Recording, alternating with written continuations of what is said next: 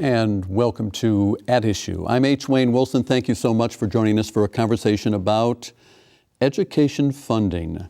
It's going to be more than that, though. We're going to take a look at a switch to electronic teaching down in the Havana school system. And to have that conversation with us is the superintendent of Havana School District 126, and that is Matt Plater. Matt, thank you so much for joining us. Thanks for asking.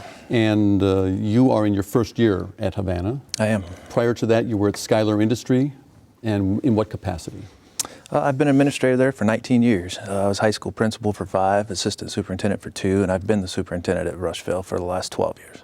And Rushville is the predecessor name to Schuyler Industry, so we don't confuse you. Correct. But for our conversation, Havana is what we're talking about. But even with that experience down at Rushville, talk about the funding. Before we get to electronics, funding is fundamental to that teaching process. Where are you financially speaking? At the Havana School District? At Havana and Rushville, for that matter. You have experience at both. Sure. Well, 85% of school districts are deficit spending right now, statewide, so that's a fact. Our main funding source for downstate schools primarily is general state aid, and that is being prorated. So we're trying to do more and being asked to do more with less every day. The Schuyler District had $1 million deficit in its education fund last year, and so last spring we worked with a committee diligently to try to reduce our spending by $1 million in a $12 million budget, so that's a significant amount of cuts. That's 8% of the budget. Yeah, and Havana is very similar. This year I've walked into the budget because this I'm first time on the job kind of thing. So, and our education fund this year is $1 million deficit as well. So I've formed a committee once again, a budget reduction committee, and we are essentially trying to sit down and figure out what can be eliminated that hurts the least and hurts education the least. But our target goal is in the ballpark of $1 million of reduction. And because that is primarily state-oriented in terms of where the funding source, let's listen to Senator Dave Kaler. Last week here on At Issue, here's what Senator Kaler had to say about trying to bring up the state formula level. We had to fight to put, from the governor's proposed budget of cutting our schools down to 82% of funding to get them back to the level they were last year of 89%. We're funding our schools at 89% of what we promised them. Now, what it's going to take, and I think that's got to be part of the discussions that we negotiate. If we're going to negotiate this temporary situation to be permanent, then we have to lay some stakes on the table and say, okay, what are we going to do about education? How are we going to finally fund education at the level that it needs to? And how do we begin to, I think, make it more income tax dependent and less property tax dependent? We're killing our communities with property taxes right now. But those are some of the discussions.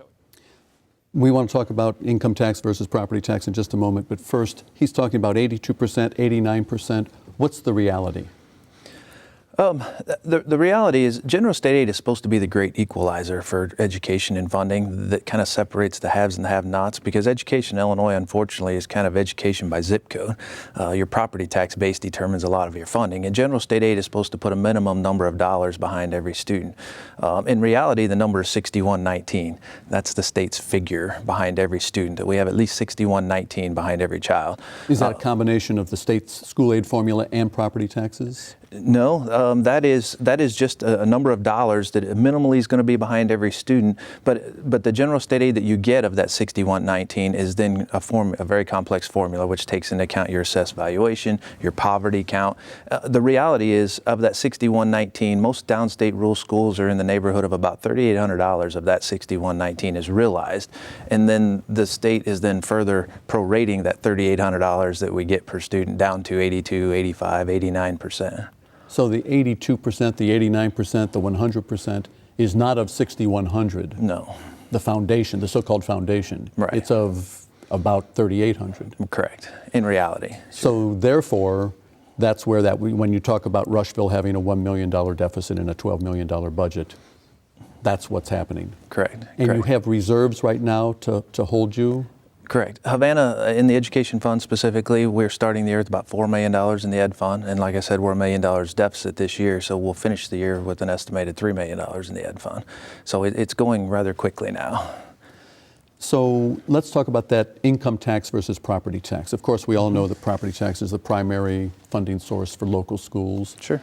What's your take on that? And let me add for the audience's benefit, when you were at Rushville, maybe a decade ago, you proposed a 1% sales tax for building, not for education fund. Correct. And that passed.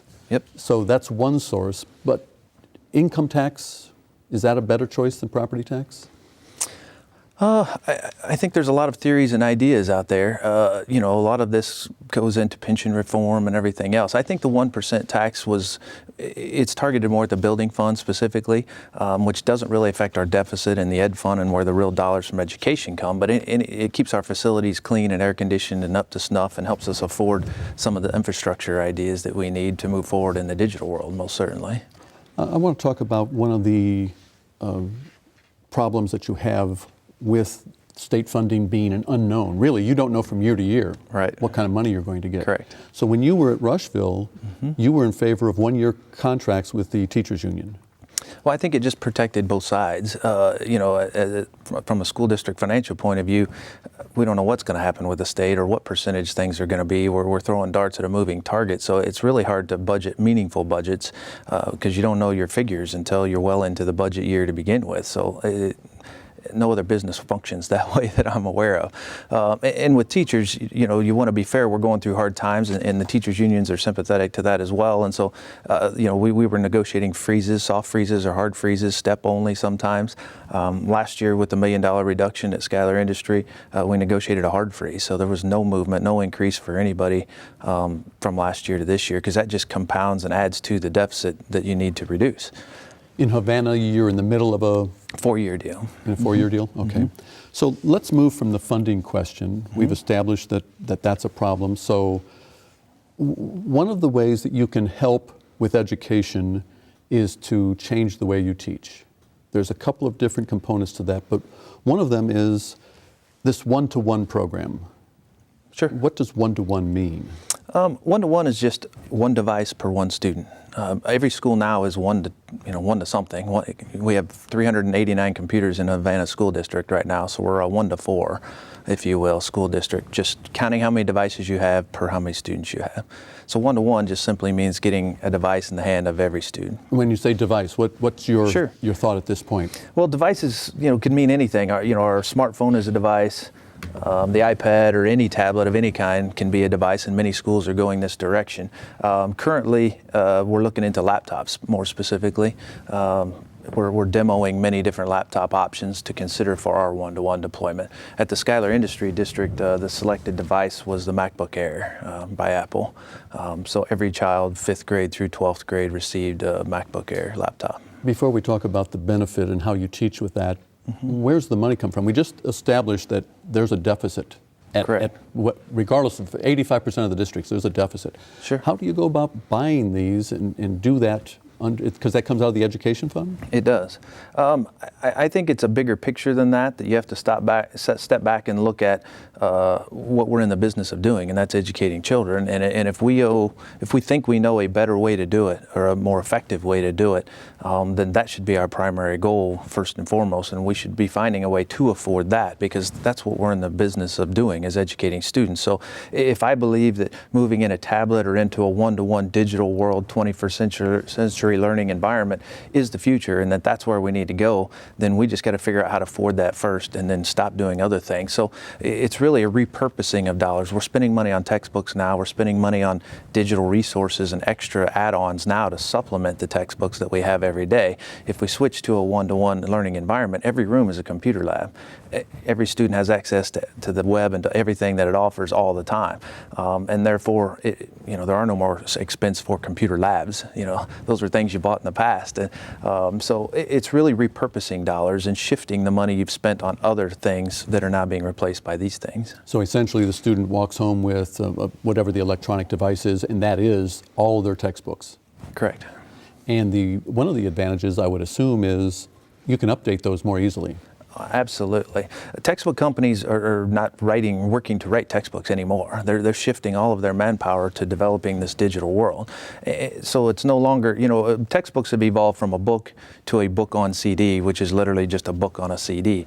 It's come so much further than that now. Now there's embedded videos, there's active links, there's thesaurus and dictionaries tied right to every word in the textbook. So a student at all times can look up a word, look up alternatives to a word, play a video that's within the book itself as opposed to looking at a picture that's outdated and so forth.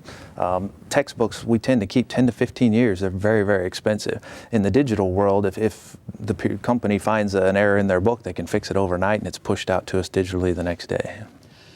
So do we have evidence that this actually, it's a different way of teaching, but is it a better way of teaching?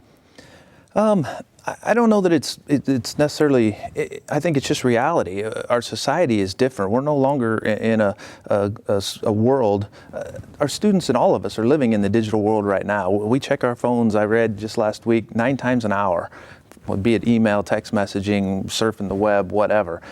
When our students are not in school, they're connected nonstop to a TV, a device, an iPod, an iPad, a laptop, a Droid, a Nook, or whatever. They're reading. They live in the digital world. They've never not had this. Walk into a room with a 2-year-old grandchild, and what do they want? They want to play on your phone.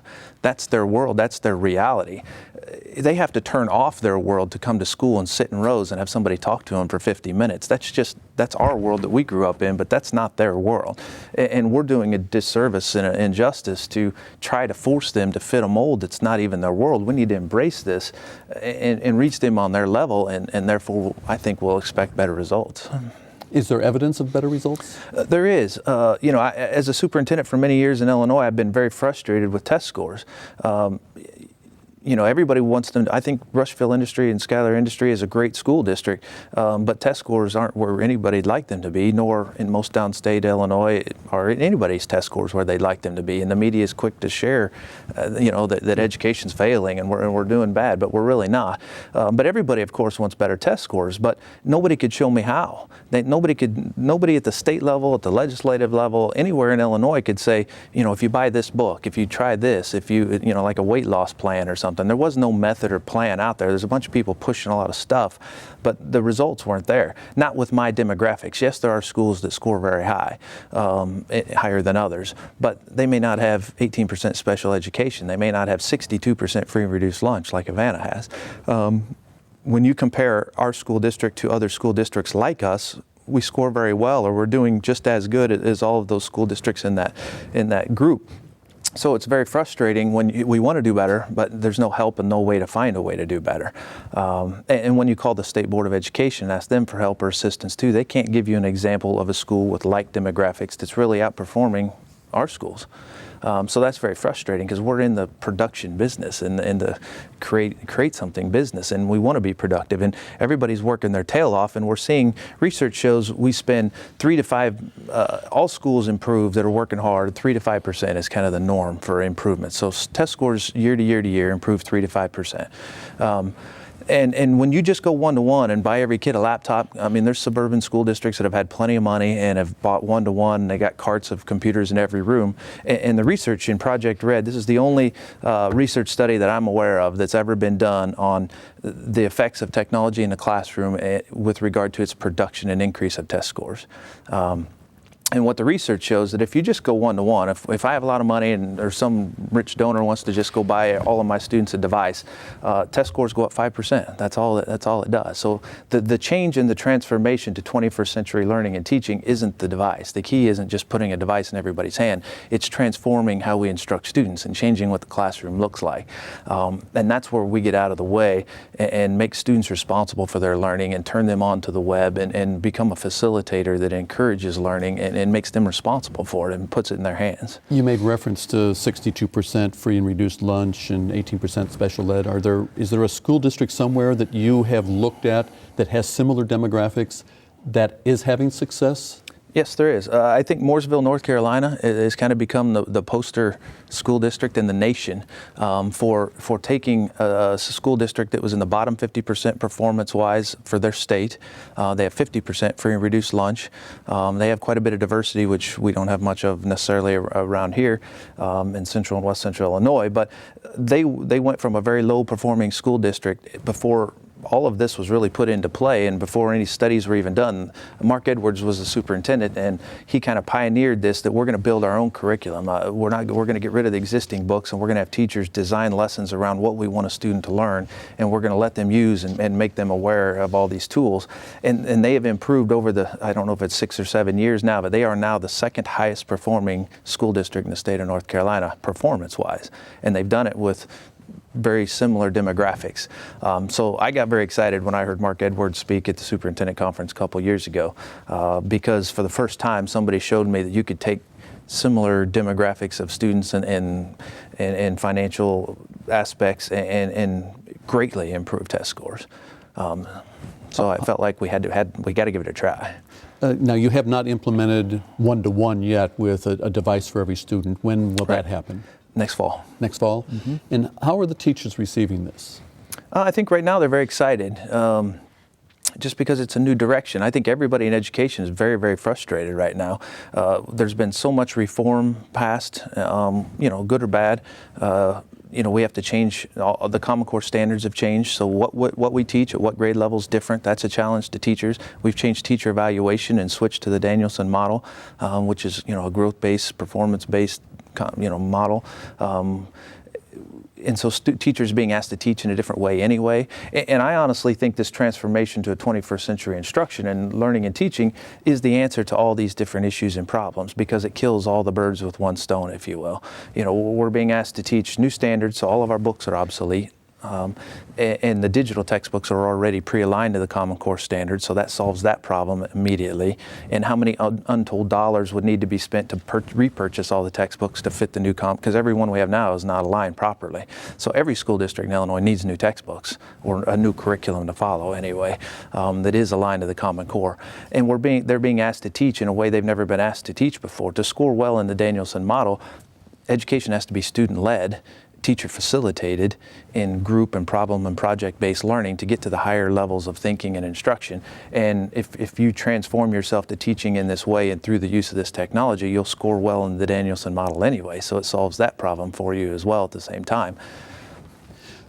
There's another aspect to, at least in some classes, if I understand this correctly, Havana has a flipping where you don't teach in the class. The student actually learns the lesson at home on their device, where appropriate, sure. and then does, if I may use the term, does homework at school under the Correct. tutelage of the teacher. Correct. How's that working out? I think it's just another brilliant step in the right direction to transforming our rows and sit there and be quiet classrooms, because we've all learned through this evolution that there's better ways to do this, and that students retain more and perform better if they're engaged and involved in the learning. Traditionally, your A students sit there and take notes diligently and go home and study their notes and come back and spit it back to the teacher on the test, because that's what they want, while the student sitting next to them checks out 5 minutes into the lecture, doesn't take any notes, doesn't go home and do any homework, and then just takes a test and gets what they get. In the flip model, it's really just a gimmick, if you will, to get students more engaged in the learning process and to force feed more learning and teaching into them. Whether they go home and watch the assignment or not, or watch the instruction or not, at least when they're in school, the entire classroom is engaged in working on the homework, and the teacher is there to facilitate when they get stuck. And that's the beauty of it. Even for good students, you might have seen a great lesson at school today, and you got started on your homework at school and got to problem 8, but by the time you hit geometry, most parents start struggling as far as helping their children, and all of a sudden the student is stuck on 9, and those that aren't super motivated anyway, just check out and they come back to school with the first 8 done and only have 8 problems of their assignment done. Your motivated students get on their device and start texting friends and texting other resources, or go watch a Khan Academy video on YouTube and figure out how to solve the problem themselves and still come up with the answer. And other students do nothing at all. But at least in the flipped classroom, everybody's in that classroom working and the teachers got their thumb on them and keeping everybody moving. And more learning has to take place because of that than in the traditional method. So we're getting away from the download from the teacher saying, this is how, in math, this is how this formula works. Correct. Instead, Right. you go figure out how the formula Right. works. 21st century learning it's more of a change for the teachers than it is for anything else. The students are actually having to change how they learn when they come to school because they learn using these things now. You know, I can ask my student anything and he Googles it in seconds. You know, he can tell me the lyrics to songs that I've been singing wrong for years in seconds. But that's the model we're in, that the teacher is the sage on the stage is the old way of looking at it, that I have all the knowledge, I'm going to share it with you, you write it down, and then you spit it back to me later. That just has to be the model we get away from. But that's not a learning environment, that's a memory environment. Correct. So if you challenge them to go find, Right. present a problem to them and then say, go find the solution, I'm not going to give you the solution. Right. In education, we like to have control of everything. We want to set the stage and then have you spit back to me the answer I'm looking for. I think what we'll find is that students go much, much further, and that's what Project Red has shown and what research has shown and what Mooresville, North Carolina clicked and did right was that they started going for let's set the stage, then get out of the way, and let's see what the students produce and can go find and bring back to us and present. And because they're engaged the whole time, they're excited about learning, attendance goes up, discipline goes down, you can get by with larger class sizes. Discipline problems go down. Correct. Let me, you're on a committee, the digital committee, for what's called Vision 2020. And I want to bring this up because if you're going to have an impact in the way you change education and education funding in the state of Illinois, you can do all the studies you want, but you've got to sway the legislators. Correct. So before we talk about that, let's talk about Vision 2020. What role do you play and what is Vision 2020? Well, Vision 2020 is just an initiative put together by Dr. Brent Clark, the IASA director of the Illinois Association for School Administrators. It's a representative group of 2 people from every region. Every superintendent is within an IASA region. They elected a member to that committee, and then Dr. Clark appointed someone from each region to that committee too. So we have roughly 50 participants in this committee that's representative of the entire state of Illinois, with 2 people from every region, if you will. The whole goal was really to be vocal and become a leader and get out in front of all of this. I think that the premise was that he was kind of tired of, and I think in education a lot of people are getting tired of, is we keep having things done to us and other people making all the decisions about education for us, and we just keep reacting and we just have to keep adapting. Somebody passes a new something, a new way we're going to evaluate teachers, a new way a new shift of the Common Core, we're going to change state testing, and we just adapt. And we can complain and we can not like it, but what are we doing about it? And I think Dr. Clark just thought, you know, it's time we come up with our own plan and our own theory and our own initiative to push. The business community's been doing it for years. So it's time for us to push our own agenda and to decide as educators what's best for education. And appropriately, you're on the digital committee? Is that? Yeah, appropriately. My section, each group, we were subdivided into 3 groups: governance and finance, and I'm not going to remember all of them because I'm on the assessment and accountability / digital learning subcommittee of the whole group. And so have you gotten to that point where you've proposed something with regard to digital? Not really. We've had 2 meetings so far. First was to create a survey and the key factors and what we wanted to learn, and to survey our colleagues to get representation from the entire state. And so we surveyed every superintendent in the state of Illinois. There's 800 and some school districts. We had 661 respond to our survey, so we got awesome feedback from our colleagues. And then it's our committee then sifting through all of the comments and all of the data that has come back from that survey to help create the direction and get a uniform where we want to go. And the idea is to have this report ready before the gubernatorial election next year? It is. Dr. Clark's vision is for us to develop a footprint with regard to finance, with regard to governance. You know, what's education's role, what's the legislation's role, what's the State Board of Ed's role, and what's our role. And we want to put together, you know, what we think is best, big picture, so that it doesn't matter where you live, suburbia, because our state is is drastically different in education, from schools spending $30,000-$40,000 per student all the way down to schools spending $5,000 per student. And so we're trying to put together a template that fits at least minimally. Every student in the state of Illinois should have this level of access. So you're hoping that at least one gubernatorial candidate might pick up the banner and actually get you some publicity with regard to these suggested changes? Correct. We're optimistic that whatever the finished product is, that at least it was created by educators for educators, and that we hope we can convince some politician to see that maybe this is a better solution created by us for us. And maybe even sway the Illinois State Board of Education? That would be great. And with that, we've run out of time. Matt Plater, Superintendent down in Havana 126. I appreciate your time, and best of luck down in Havana. I know you're in your first year, so you've got some improvements you want to make down there. Great, thank you very much. And please join us next week for another edition of At Issue. We're going to take a look at a nitrate problem. That is nitrogen runoff into waterways.